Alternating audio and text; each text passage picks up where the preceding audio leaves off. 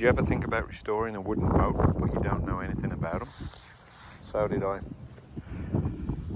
So I bought a book, I bought a boat, and I put it in my pole barn. Welcome to the wooden boat shed. Alright, you join me today in a planking day on the port side, starboard side. So let's get into it. So first thing we've got to do is get a nice even spread of 5200. So I use one of these pneumatic cork guns, otherwise you're going to get severe carpal tunnel syndrome trying to squeeze this much 5200 using a regular cork gun. I know, because I tried on the first side, wasn't particularly pleasant. You get through quite a lot of 5200, like I want to say a tube will do maybe 4 bays, so you're hammering through the 5200 pretty quick. So I'm just going to bead down and then I'm going to spread it out.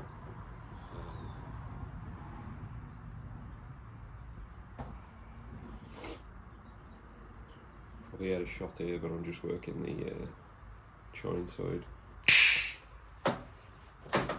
Keel side, much easier with this gun. I think the one I'm using here is like a $30 gun from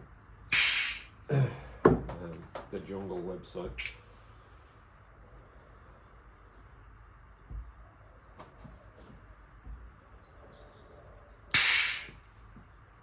Probably the best 30 bucks I've spent. It works great.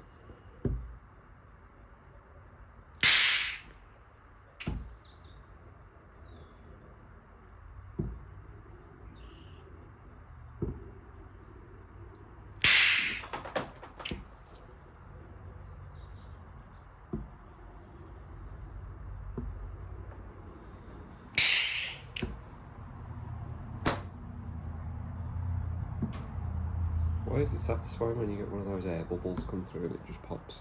Or is that just me? Maybe that's me. Okay, so there you go. So then, once I got my bead down, I got these disposable spreaders, little notched spreaders. You can't see the notches because it's covered in 5200, but you can see the bigger ones around the outside. I use these disposable ones. I do get more than one go out of them because I can pull the 5200 off. It comes off in a big string and then I can use them again. So I end up using them a few times before I have to eventually turn to a new one.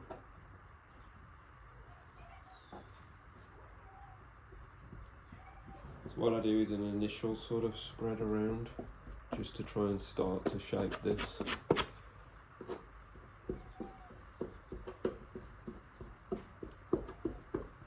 I'm not trying to get a perfect first go through.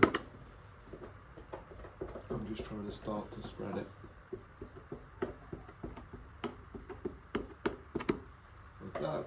And then I'm going to come back and finish it. It's a bit like icing a cake. Oh, when I watch my wife ice cakes, not that I've ever iced cakes.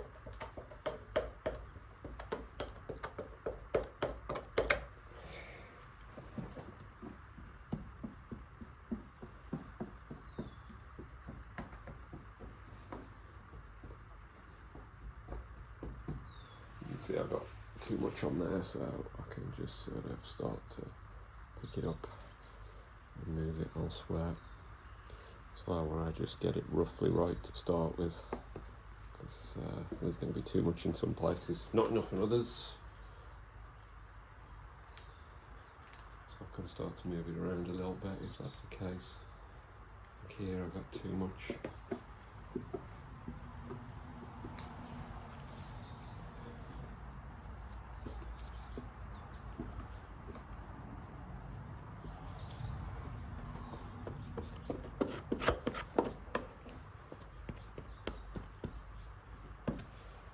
So at this point I'm just finishing off trying.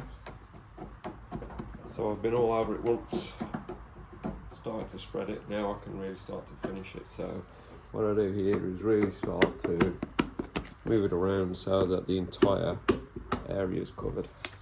I don't want to see any wood without 5200 on it. It's much easier to do it in a couple of stages like this rather than try and do it once, because what you end up doing is you push all your 5200 off your frame and cause yourself a big mess. So just take your time to do it in a couple of passes.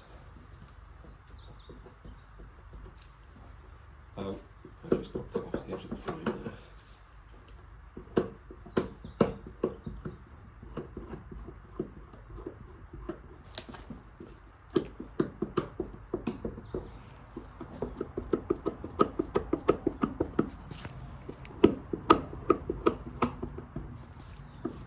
I know some people don't use the notch trowels, they tend to just use a flat trowel.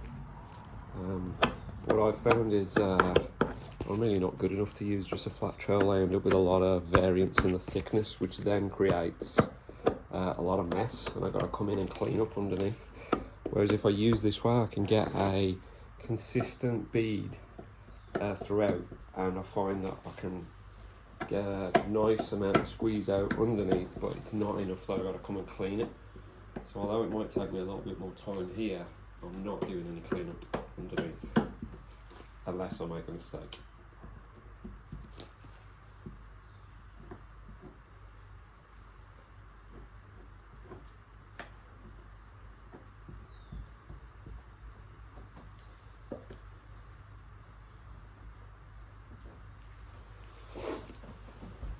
Alright, starting to get there now.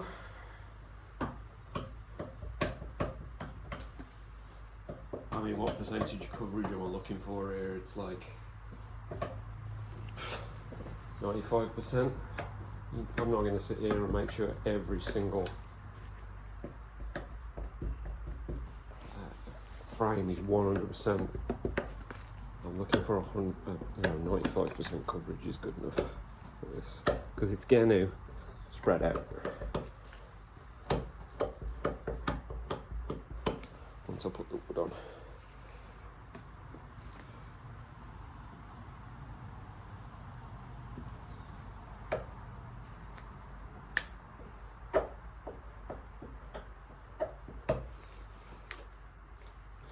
This is the bit where you're leaning over your own 5200, end up with a nice line on your overalls if you're not careful.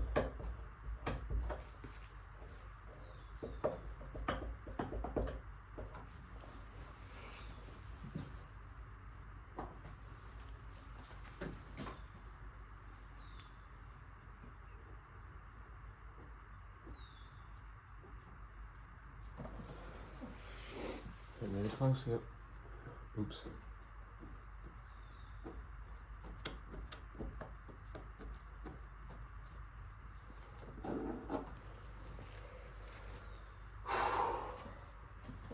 Okay, so it looks pretty good.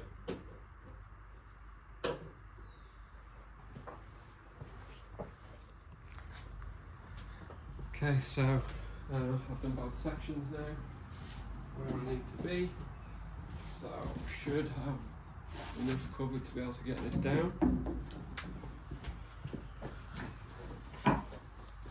Use the same process throughout. Just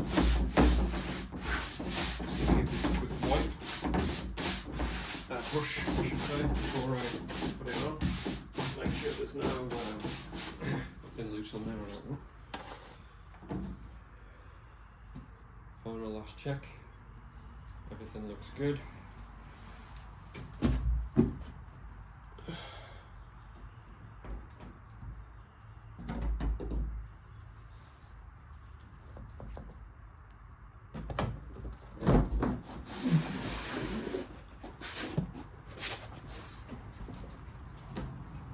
So what I did in the dry fit is there's a number of location screws on here that I now need to find,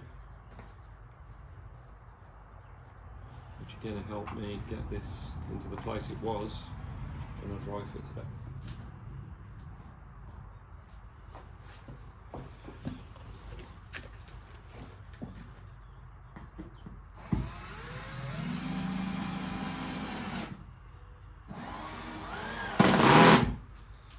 So I am using my clutch on my driver just to try and be consistent with the amount of pull down that I apply.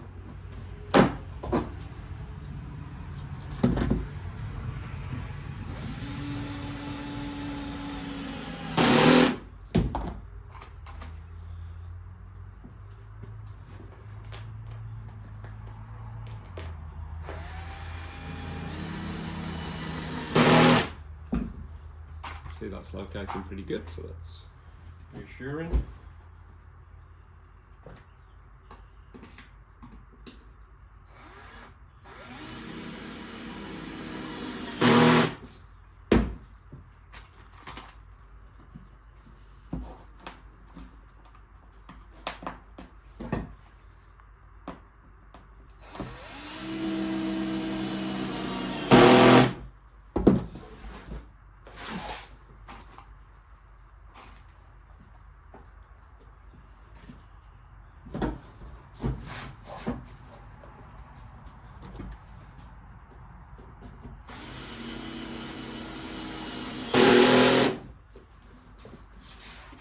I'm working from the middle out, and that's to allow me to stretch that ply.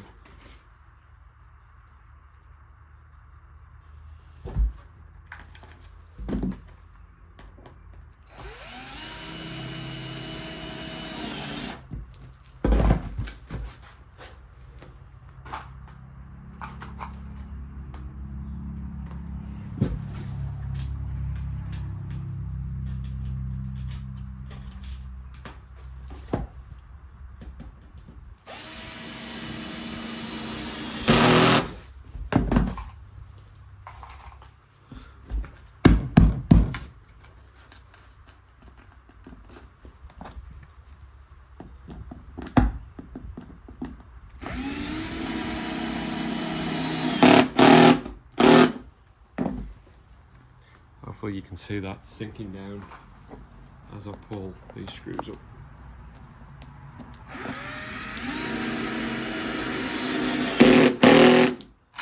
Okay, so that I think was the last of my dry fit pre-location screws. So from this point I'm going to be drilling and then setting. So what I've been doing is using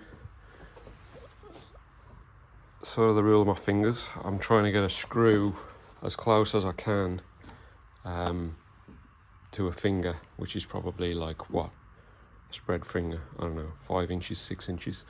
What that does is it gives me a really nice pull down and a squeeze out that starts to look like this. So let me take you under the boat. Yeah, you're not going to see that.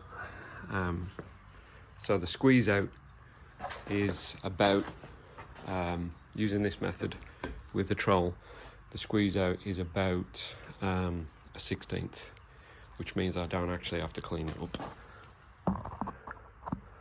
Where you can see it under there, but it's about a 1/16, which means there's no clean up for me, which makes it a lot quicker. I don't have to crawl around under the boat. Is it just me, or is watching it suck down onto this 5200 extremely satisfying? That last bit there where it sucks down.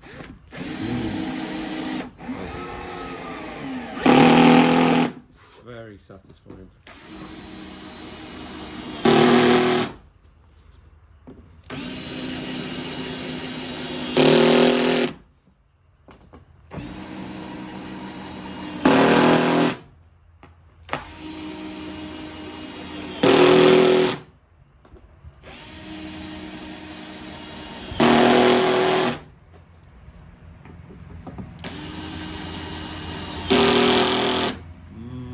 Suck down.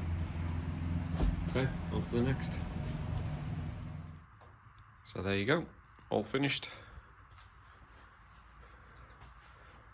all pulled down pretty consistently.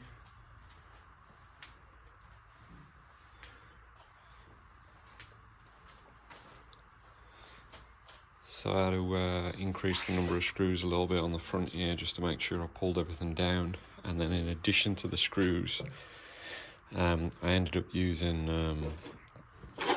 a couple of white oak beams that I strap down, and then I normally wedge under here, and that's just to make sure that I'm squashing or conforming this plywood to the battens in between the areas that I've screwed. It soon goes to shape. It's not gonna put up much resistance against this oak. So that's it, all finished. Gonna leave it for 7 days to set. Then all these screws have got to come out. Then I've got to porcupine it. So fill all of these screw holes with hardwood toothpicks, 1 coat of CPS, and then plank it.